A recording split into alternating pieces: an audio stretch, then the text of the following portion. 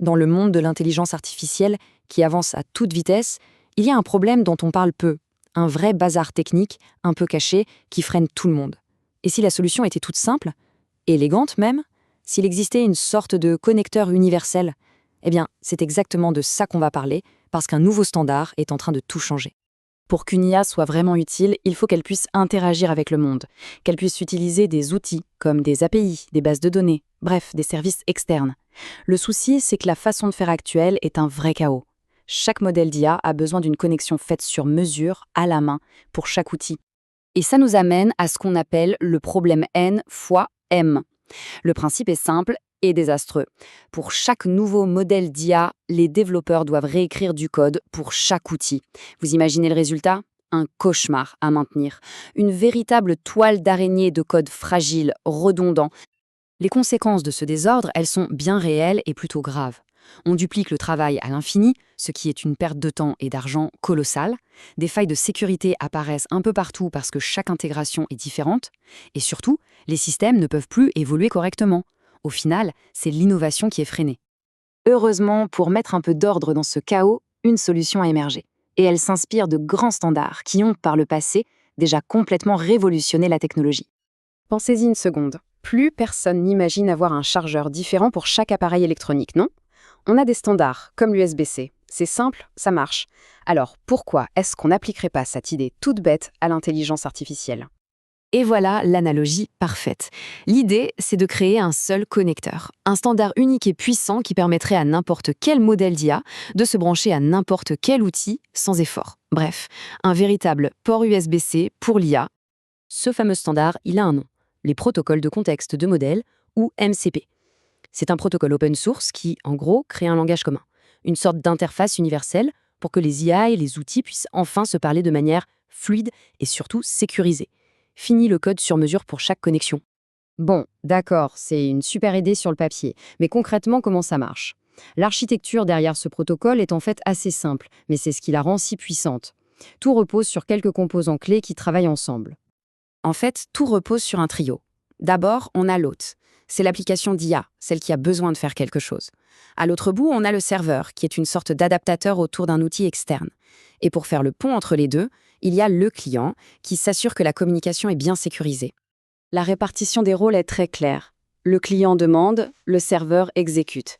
Le client, il vit à l'intérieur de l'application d'IA et il gère la conversation. Le serveur, lui, il représente un outil spécifique, disons l'API de Slack ou une base de données, et il le rend accessible de façon standard. Et un serveur MCP peut offrir 3 types de capacités. D'abord, des outils, pour faire des actions. Ensuite, des ressources pour fournir des données brutes, comme des fichiers ou des infos d'une base de données. Et enfin, des prompts, qui sont des modèles de requêtes réutilisables pour que les interactions soient plus efficaces.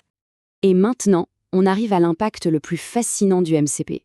Parce qu'il ne s'agit pas juste de connecter des outils plus facilement, il s'agit de permettre l'émergence d'une toute nouvelle génération d'IA, des systèmes agentiques beaucoup plus sophistiqués, capables de raisonner et d'agir par eux-mêmes. Le mot-clé ici, c'est composabilité. C'est l'idée que différents agents d'IA spécialisés peuvent s'assembler et collaborer, un peu comme des briques de construction, pour accomplir des tâches vraiment complexes qu'aucun d'entre eux ne pourrait faire seul. Jusqu'à maintenant, on construisait des agents monolithiques. Imaginez un gros cerveau unique qui essaye de tout faire en même temps. C'était rigide, très compliqué à mettre à jour et pas très bon pour les tâches qui demandent une vraie expertise. Un vrai casse-tête. Avec MCP, on change complètement la donne. On passe à un modèle qui ressemble à une équipe. Il y a un agent principal, un orchestrateur, qui distribue le travail à des agents spécialisés. Un expert en recherche, un autre en code, un troisième en analyse de données. Et le plus fort, c'est que chaque agent peut à la fois demander de l'aide et offrir ses propres services. L'architecture devient beaucoup plus puissante et flexible. Et tout ça, ce n'est pas de la science-fiction. Des acteurs majeurs du secteur l'ont déjà adopté. OpenAI l'intègre dans son kit de développement pour les agents. L'éditeur de code Cursor s'en sert pour ses assistants IA. Et Cloudflare propose même des solutions pour héberger des serveurs MCP de manière sécurisée. Le mouvement est clairement en marche. Bien sûr, un tel pouvoir amène de nouvelles responsabilités. Ce protocole ouvre des portes vers un futur absolument fascinant, mais il introduit aussi de nouveaux défis, en particulier en matière de sécurité. Il va donc falloir être vigilant. Les risques sont bien là. Un agent pourrait se faire piéger par un outil malveillant qui se fait passer pour un outil légitime, Ou pire, un outil pourrait s'échapper de son environnement sécurisé pour causer des dégâts. Un écosystème aussi ouvert, ça demande des garde-fous solides. Alors, quelle est la prochaine étape? La vision à long terme, c'est un registre central. Pensez-y comme un annuaire mondial des outils d'IA, un endroit où les agents pourraient aller piocher pour découvrir de nouvelles capacités, tout seuls. Et ça nous amène à une vision assez incroyable. Imaginez le scénario. Un agent est face à une tâche qu'il ne sait pas faire. Qu'est-ce qu'il fait? Il va consulter le registre, il découvre un nouvel outil certifié, il s'y connecte de manière autonome et hop, il accomplit sa mission. On parle d'agents qui apprennent et qui étendent leurs propres compétences sans aucune intervention humaine. Tout cela nous laisse avec une question fondamentale. En construisant cet écosystème où les IA peuvent s'améliorer toutes seules, on ouvre la porte à des possibilités quasi infinies.